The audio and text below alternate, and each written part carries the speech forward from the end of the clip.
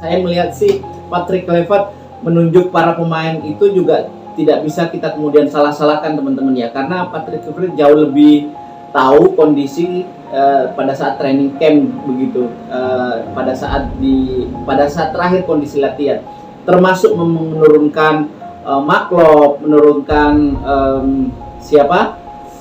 Beckham Putra, itu bukanlah sesuatu yang ujuk-ujuk diturunkan. Memang sudah ada pertimbangan dan komunikasi lebih intens, tidak hanya sekedar keputusan dari Patrick Kluivert saja, tapi juga pasti berkomunikasi. Ada juga ya teman-teman yang banyak menyalahkan kenapa Maklop juga dipasang. Maklop jadi starter itu juga adalah sesuatu yang sudah betul ya, karena Maklop juga bermain sangat bagus. Bahkan di latihan Maklop adalah satu pemain yang sangat konsisten, yang punya ambisi dan kerja keras. Diakui juga oleh mantan interpreter yang juga sekarang ini sebagai pengamat sepak bola di channel YouTube-nya JJ gitu kan ya, mengakui bahwa Maklop ini memang pemain yang sangat bagus.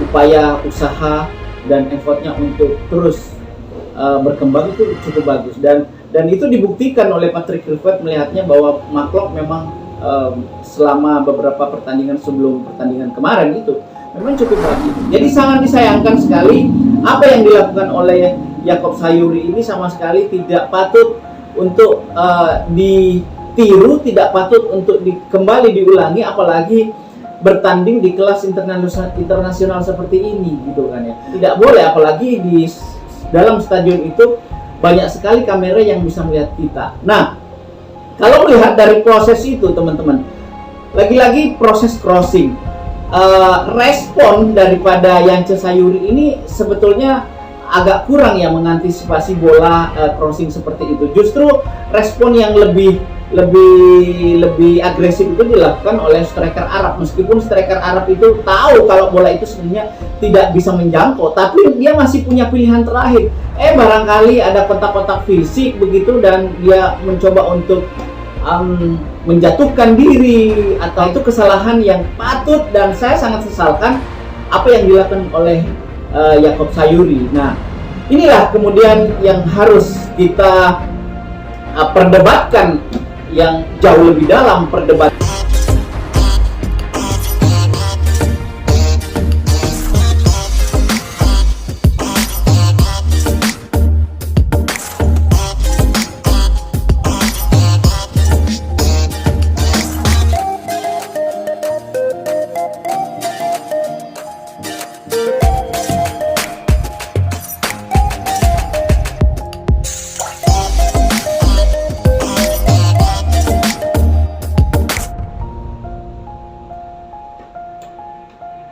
Assalamualaikum warahmatullahi wabarakatuh.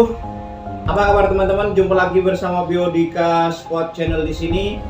Kali ini kita akan coba sedikit memberikan pandangan ya, atau sedikit review atau ulasan lah, katakanlah seperti itu, terkait dengan pertandingan pertama Indonesia di round 4 ini, di mana Indonesia mampu kalah tipis teman-teman ya, 3-2 atas Arab Saudi, dan hasil ini memastikan Indonesia akan berat langkahnya untuk menuju ke Piala Dunia, karena kekalahan ini juga memastikan Indonesia tidak bisa lolos langsung seperti itu, kecuali ada hal-hal yang menguntungkan atau hal-hal yang sekiranya memuluskan langkah Indonesia untuk bisa lolos ke Piala Dunia, tetapi itu pun harus melalui round 5 atau katakanlah playoff begitu, dan ini cukup sangat melelahkan dan panjang,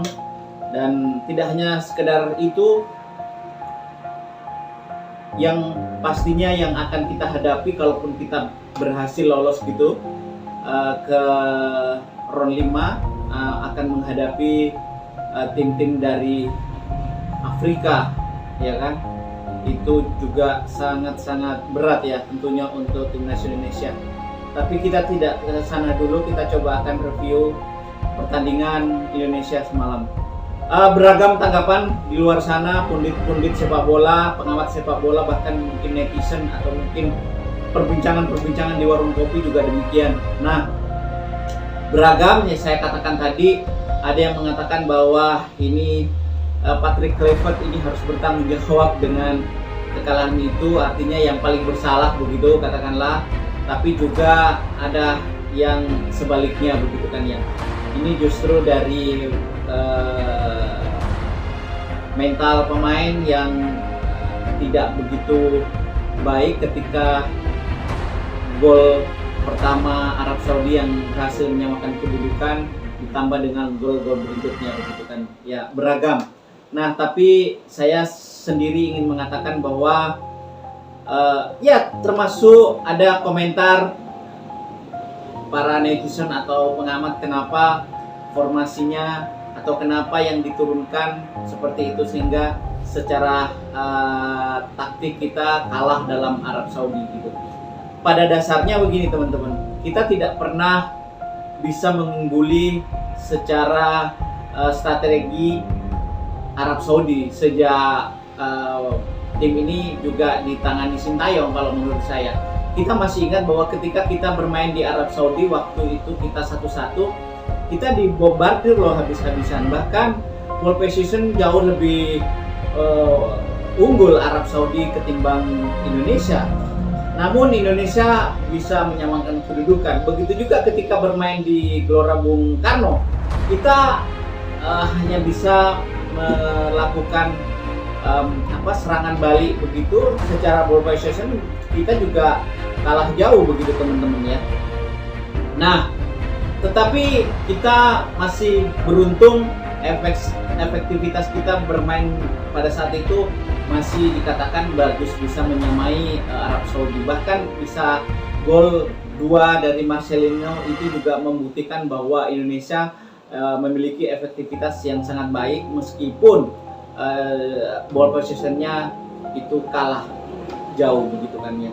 Namun ketika kemarin bermain di Arab Saudi, ball position kita sebenarnya tidak terlalu jomplang jauh loh ya, antara 54 dan 46 kalau tidak salah ya, dan itu sebetulnya cukup imbang kalau menurut saya. Jadi hanya saja memang kita terlalu banyak melakukan kesalahan ya. Kalau saya melihat sih Patrick Kluivert menunjuk para pemain itu juga tidak bisa kita kemudian salah-salahkan teman-teman ya, karena Patrick Kluivert jauh lebih tahu kondisi pada saat training camp begitu,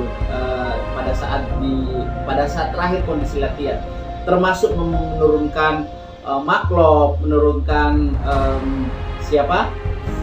Beckham Putra, itu bukanlah sesuatu yang ujuk-ujuk diturunkan. Memang sudah ada pertimbangan dan komunikasi lebih intens, tidak hanya sekedar keputusan dari Patrick Kluivert saja, tapi juga pasti berkomunikasi dengan Denny Lasar, lalu kemudian Alex Pastor yang kita akui memiliki CV yang lebih baik daripada Patrick Kluivert. Nggak mungkin Patrick mengambil keputusan tanpa berkomunikasi dengan para asistennya.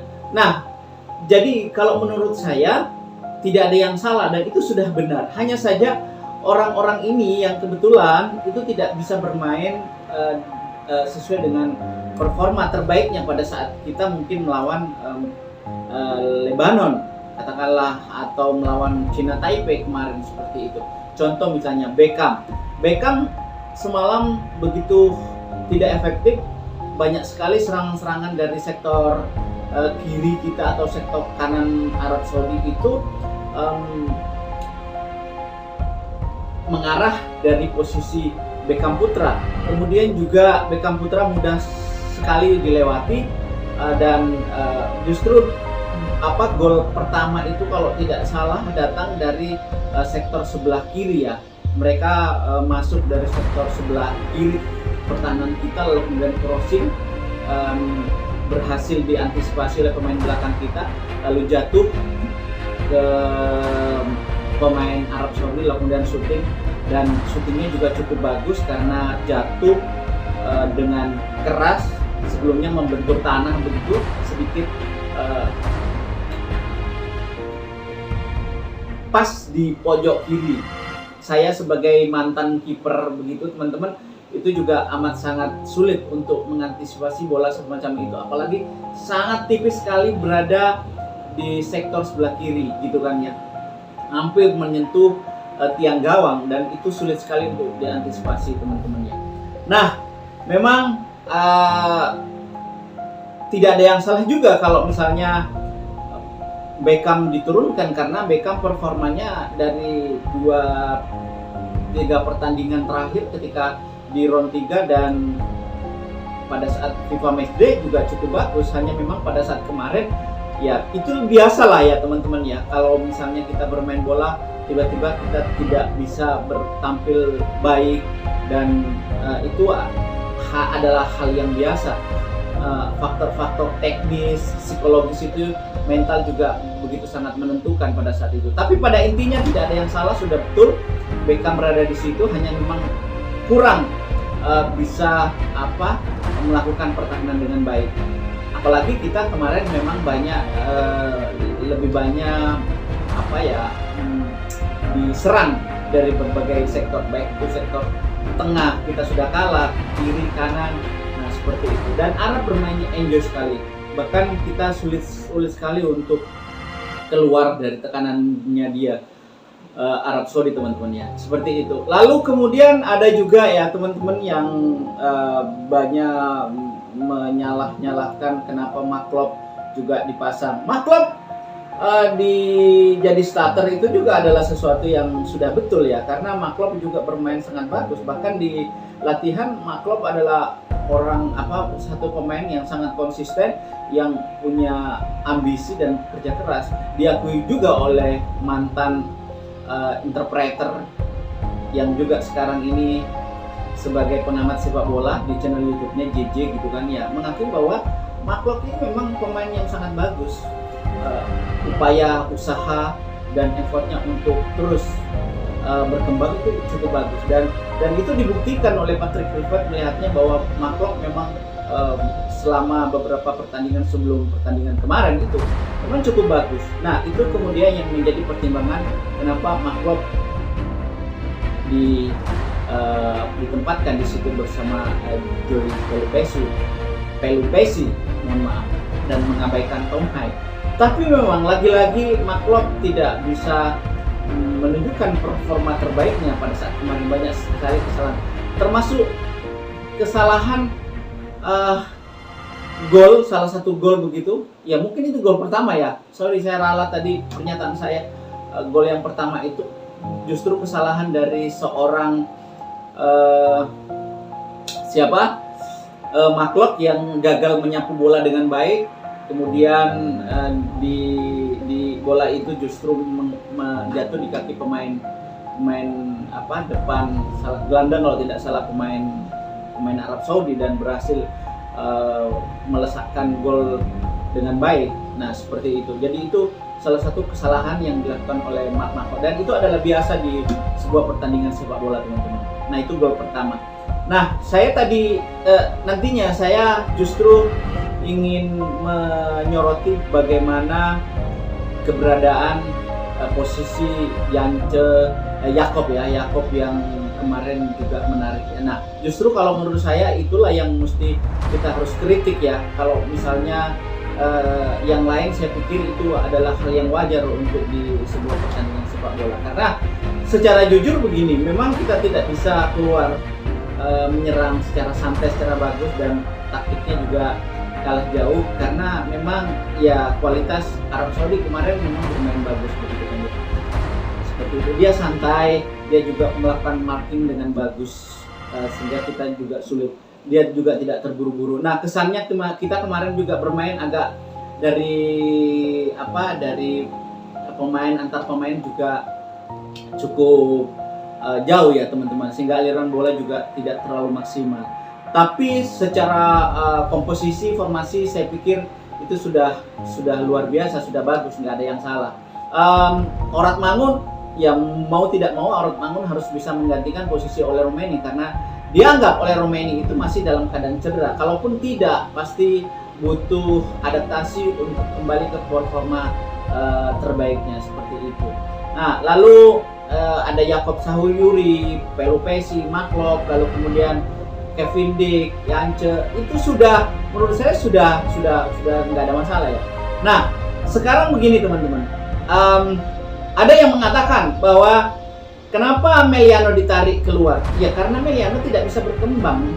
Ya seperti yang saya katakan tadi, bahwasanya tidak semua pemain yang bagus itu di sebuah kesempatan yang lain terus konsisten. Ada kalanya tidak bisa bermain bagus, maka dianggap itu sebuah titik lemah daripada lawan pada saat menyerang, kehilangan bola, dan apalagi Meliano tidak didukung dengan pemain lapis kedua ketika dia melakukan penyerangan atau membawa bola. 2-3 pemain menghampiri dia dan kita terlambat sebetulnya untuk mengcover atau membantu dia. Nah itulah kemudian tidak tampak dari seorang Meliano seperti di 2 pertandingan sebelumnya. Seperti itu teman-teman. Nah lalu kemudian ini soal gol ya. Jadi gol Arab Saudi, gol kita, saya pikir ini adalah keberuntungan ya yang diberikan oleh wasit buat kita, karena gol itu masih 50-50. Jadi saya pikir boleh-boleh saja kalau misalnya wasit itu tidak menunjukkan titik penalti, dan itu menurut saya itu adalah keberuntungan Indonesia. Jadi Indonesia bisa unggul lebih cepat. Lalu kemudian gol Arab, 2 gol Arab itu ya, termasuk gol pertama dan gol terakhir itu juga dari sebuah proses serangan yang bagus dengan Martin Paes bisa menahan bola, tapi kemudian jatuhnya di kaki pemain Arab dan kemudian shooting sekali lagi dan masuk. Sulit bagi Martin Paes untuk menghalangi tembakan yang kedua yang juga begitu keras, dengan kesiapan tubuhnya yang posisinya sudah tidak bagus begitu untuk mengantisipasi, maka gol lah itu. Nah, yang saya sebagai pengamat di ruang seperti ini, di ruang-ruang komunikasi di dalam media sosial seperti ini, justru saya melihat bahwa, dan saya menyayangkan bahwa cara Jakob Sayuri itu mengambil atau menarik baju, mengambil lengan yang kemudian menarik baju pemain striker Arab Saudi, itulah sebetulnya salah satu penyebab kekalahan kita. Kalau misalnya itu tidak terjadi, kemungkinan bisa 2-2 atau mungkin saja bisa kita jauh lebih bersemangat lagi, karena kita tahu Arab bermain dengan 10 orang, ya kan, habis kartu merah yang dilakukan oleh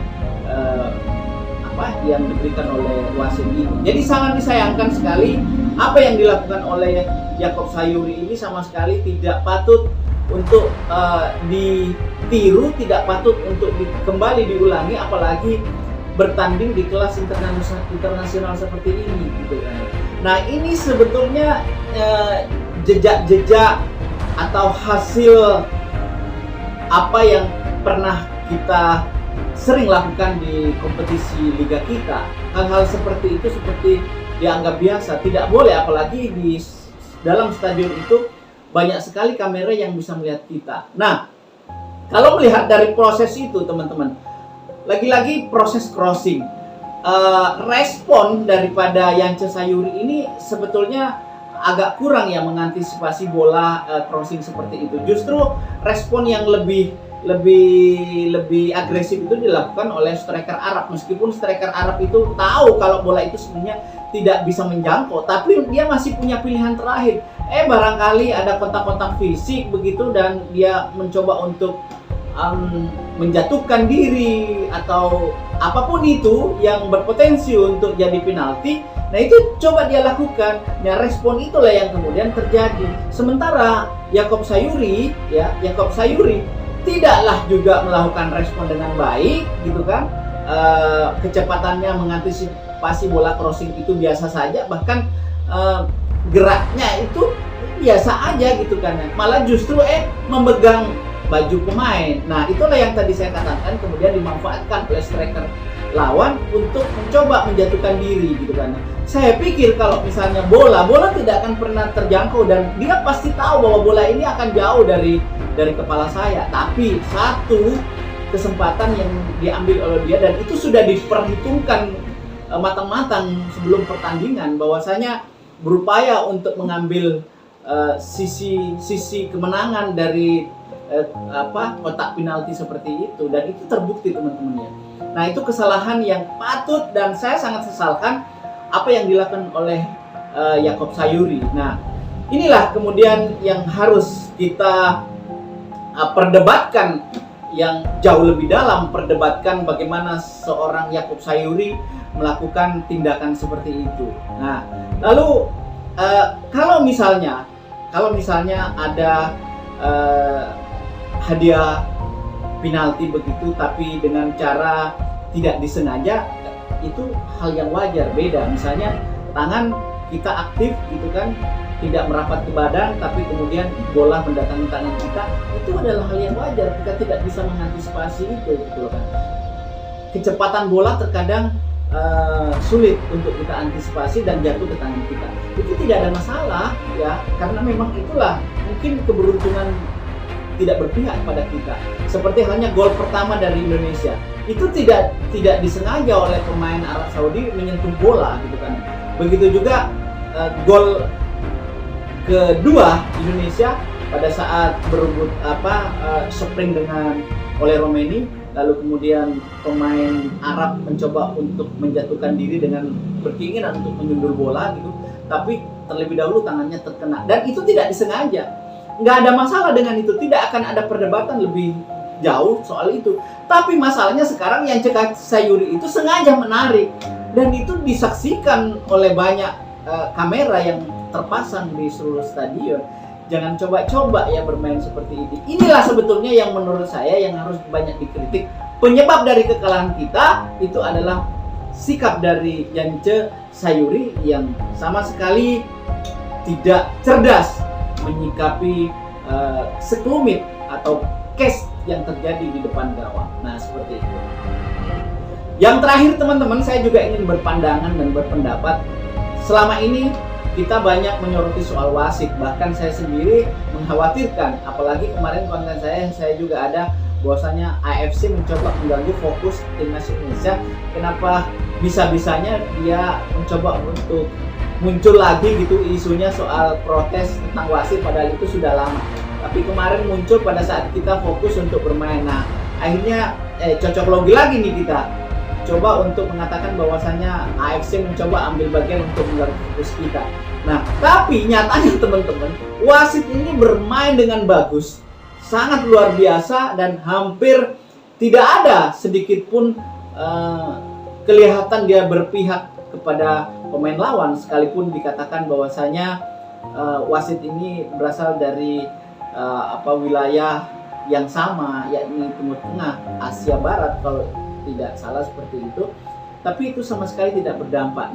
Jadi kita coba lupakan untuk memperdebatkan soal wasit, karena itu hanya buang-buang waktu saja teman-teman ya. Wasit sudah bagus, bahkan kartu merah itu tim ofisial juga mendapatkan kartu merah, lalu pemain lawan juga kartu merah. Nah, itu soal wasit. Saya juga yang terakhir sekali, saya ingin menanggapi kenapa Patrick Kluivert itu tidak respon cepat ketika ketinggalan 2-1. Teman-teman, ini banyak sekali pengamat sepak bola yang seolah-olah ingin mengatur atau seolah-olah ingin mencoba bahwa dia lebih tahu dari apa yang terjadi di dalam lapangan, situasi yang terjadi di sana. Jadi saya pikir apa yang dilakukan Patrick Kluivert sudah benar. Tidak ada yang salah. Apa juga ya, semua juga yang dilakukan oleh para pemain juga menurut saya sudah benar. Hanya memang dia tidak bermain bagus di seperti performa sebelumnya. Jadi saya pikir itu teman-teman ya, kita masih punya peluang kalau nanti kita bisa memenangkan pertandingan minimal selisih 2 atau katakanlah 2-0 dari Irak, seperti itu berarti kita masih punya peluang untuk lolos ke round 5 seperti itu. Sementara kalau misalnya Irak mampu memenangkan atau kalah dari Arab Saudi, nah jauh lebih beruntung lagi, peluang kita lebih besar. Seperti itu. Jadi posisi kita memang sangat berat, tapi masih punya peluang dan kita juga masih bergantung kepada pertandingan antara dua tim Arab Saudi dan Iran. Begitu teman-teman ya. Semoga kita bisa memahami dan terus memberikan support sampai ke tidak ada penghabisan. Terima kasih, semoga video ini bermanfaat. Assalamualaikum warahmatullahi wabarakatuh.